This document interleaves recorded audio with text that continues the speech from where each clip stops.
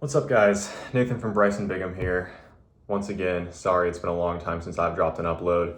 It's been really fun to see Bryce kind of come into his own on the channel here, dropping all those vinyl videos. It's been really fun to watch, been getting some good engagement. Super awesome. As for myself, I am in med school. You guys saw the Little Rock Study Nest video a good while back. And it's been crazy. Anatomy was insane. We were cutting up cadavers for like 3 hours a day, having to learn hundreds of structures, learning how all that fits into clinical scenarios. It was crazy. Had a rough time with it. Got into therapy, got prescribed medication. Haven't been using that, but therapy's been nice. Had a great fall break. Back at it now with our next course called Molecules to Cells, which is basically just biochemistry. Right now we're doing pretty high level genetic stuff. Not happy with my lecturers. They're just reading straight off the slides, like 60 slides for a slideshow, 3 or 4 lectures a day. It's also insane. So I'm making this video as a kind of self-therapy as well. So we're here to talk about Tame Impala's new album, Deadbeat. First album in about 5.5 years. It's getting sunny. There we go. First album in about 5.5 years since February 2020's The Slow Rush, which came out when I was a senior in high school right before COVID hit. I have since gone through all of college, graduated with a degree, got married, had a gap year, moved, and I'm now into my second class in med school. And here we have Kevin Parker's newest album, Deadbeat, 12 songs, 56 minutes, pretty long here. Singles included the sort of longer piece, the album closer, End of Summer, as well as Loser, which I remember with having that music video with Joe Curie in it, as well as Dracula, that sort of Halloween-themed bop at the third track. This has been a very divisive album. Most people would say it is not Kevin Parker's greatest work of all time. I would agree with that, but I also wouldn't say it's horrible. As some people are also saying. Anthony Fantano just gave it a 2 out of 10. I'd give it better than a 2 out of 10. So let's go ahead and work through this thing track by track. So kicking us off, we have the 5-minute long My Old Ways opener. This one is one of my favorites on the album. It starts off very lo-fi, a little bit of piano, Kevin just kind of singing, and then the beat drops and it goes into hi-fi, his full production. And it's one of those classic Tame Impala songs that really builds up and adds elements together until you're left at the end kind of a wash and a wave of sounds and layers. Really cool to get lost in. He's just kind of talking about, as the title says, slipping back into his old ways. This whole album kind of revolves around the theme of him being like a deadbeat, like, oh, I'm a terrible person, I'm a partier, I'm a shitty guy. Yeah. I do think this is a really good opener. I would rank it probably right on par with One More Year coming off of the Slow Rush in terms of quality opener. Definitely not as good as Let It Happen from Currents, or probably It's Not Meant to Be from Inner Speaker, but it's definitely better than Gotta Be Above It from, what's it called, Lonerism. That probably had one of the weaker openers of the Tame albums. But yeah, great song. Up next is No Reply. I did not like this one as much. I gave it a 4.9 on my little notes here. Oh, I gave My Old Ways 8.2 out of 10, by the way. I did kind of, put some little notes here. This one is super repetitive. He's just going, mama, mama, ma, mama, mama, ma, over and over and over again. It's just sort of a repeating little vocal stem there. This is the one that has the iconic moment of him saying, "You're a cinephile, I watch Family Guy." So we got some lyrical wonders here. I do like how this track has sort of that transition to the peaceful piano ending. A beautiful little piano melody, goes kind of lo-fi again, and some bird sounds in the background. It gives the album kind of a grounded, down-to-earth feel at this particular point. Track 3 is Dracula. This was one of the singles. This is probably tied for like my favorite song on the album. I gave this a 9 out of 10. I think Kevin was really going for like a Halloween staple with this one. It kind of has some spooky sounds in there, kind of Michael Jackson-esque bass line, kind of riffing off of Thriller and some other Michael Jackson works.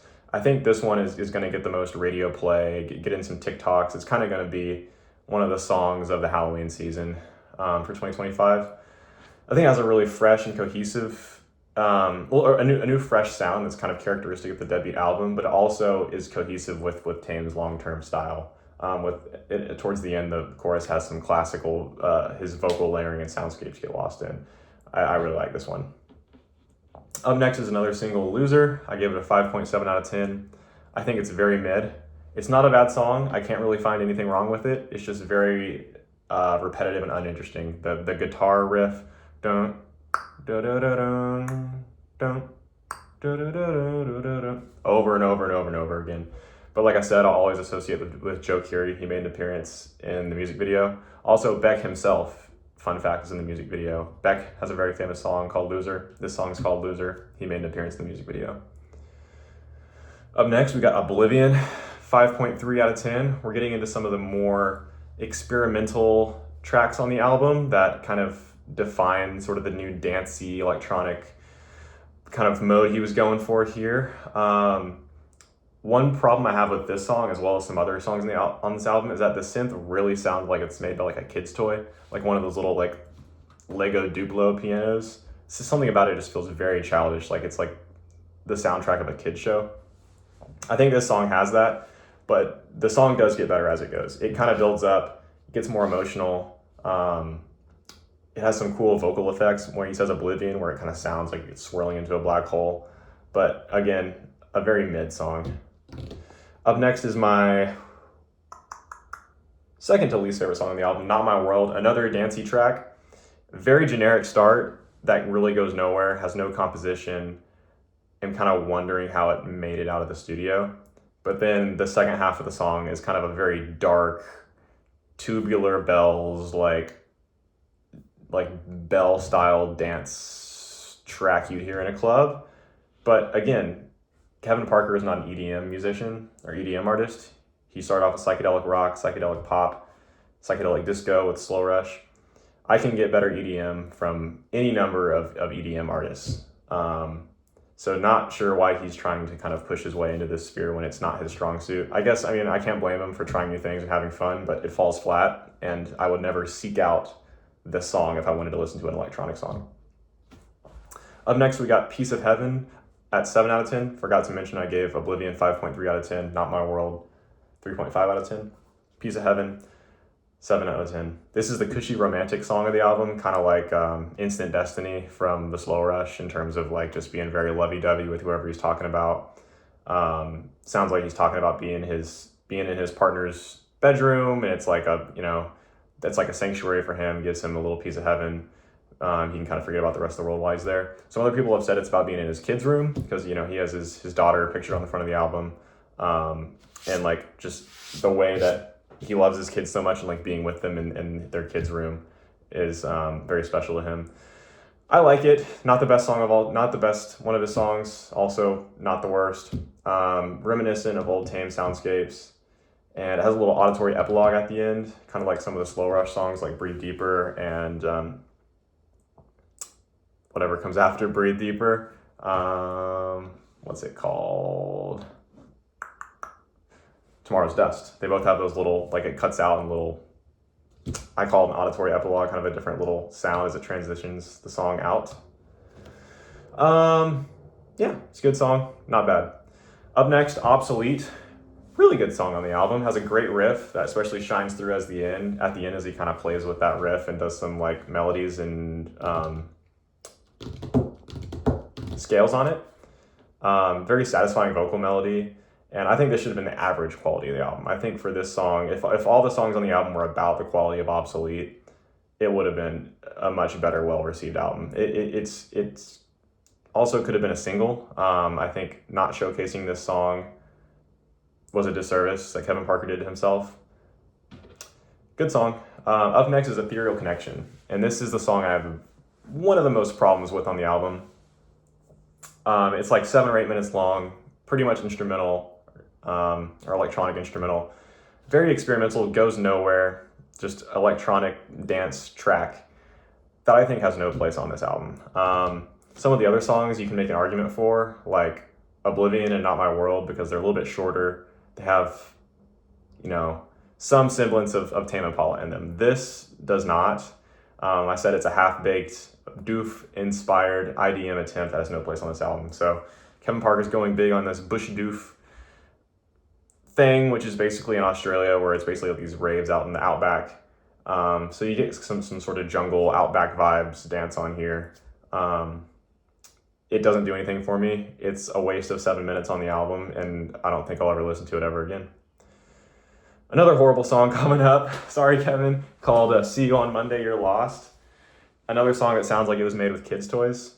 I don't understand what he was thinking with his sound design and synth design for some of these songs. Really sounds like it was made with one of those little like kid plastic keyboards or like those little kid plastic guitars. Getting some Beatles-esque vibes, but this song just upsets me. Every time I hear it, I just get mad. I don't like it. But it's okay because we're ending with two great songs. We have Afterthought, which is another quite awesome, catchy, complex, lots going on tune. Could be played in the club as a dance song, but it has instruments, it has great vocals, very catchy. I think it pairs well with Dracula as like the two bangers of the album. Another mistake not making this a single. I really like this song, and it will probably be my most played song from this album. And we're wrapping it up with Into Summer, 7 out of 10. I keep forgetting my numbers. Afterthought, second to last, was an 8.9 out of 10. See You on Monday was a 3.4. Ethereal Connection, I didn't even give a score to, because I didn't like it. Don't think it belongs in the album. And Obsolete, I gave a 7.9. Back to Into Summer. This is the only 7-minute long song on the album that matters. Ethereal Connection is just irrelevant to me. I really like this song. It's a pretty neat the way it builds up, and sort of the choral build up in the middle.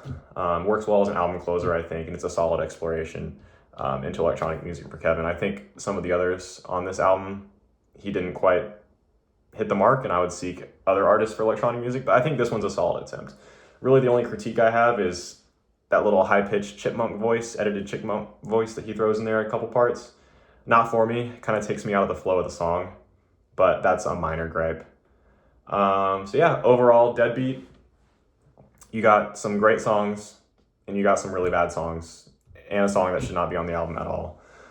My verdict for this, I would probably give it like between a 5.5 and a 6.5 as a whole. My advice would have been for Kevin to probably release this as an EP. So drop about 4, 5, 6 of the songs, make the album about half the length that it is, and just make it kind of like a one-off EP. Maybe even spin it as not from the Tame Impala project, like put it under, like make it a solo project, just like Deadbeat by Kevin Parker, or release it anonymously, which I've heard that he's toyed with that idea of like doing an anonymous electronic album. I think if he did that, if it was like a Kevin Parker album, it was only the good songs, then it would be probably like a 7 or 8 out of 10 project in my book. But the way it is, having waited 5.5 years for this, and with about a third to half of the songs being very subpar quality for what we've got, I mean, we're talking about the guy who made Currents and Lonerism here, then it's going to have to be like a 5.5 to 6.5, and a slight disappointment from what us Tame fans were probably hoping for with a project of this long wait and caliber.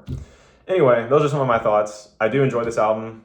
I'm gonna be putting bangers like Afterthought, Dracula, My Old Ways, Into Summer, definitely on my playlist. Gonna be listening to them for the next 5 years until Kevin gives us another album. But I'm hoping that the next album can be either a return to form, something like Currents, Lonerism, or he goes full electronic and works with people in the field rather than doing it all himself. And he can kind of hone his skills and kind of up his game in that electronic arena. Right now, we're kind of left in a middle ground where he tried to go electronic, but there's some semblances of his past music, and we're kind of left in the middle ground here, kind of wondering what was he going for. Anyway, fun talking about this. It's been fun to kind of get out of the med school headspace and talk music for a bit. Let me know y'all's thoughts in the comments. Do we like this album? Do we not like this album? Any Tame Impala fans out there? I'm gonna try to start posting more. See you guys later.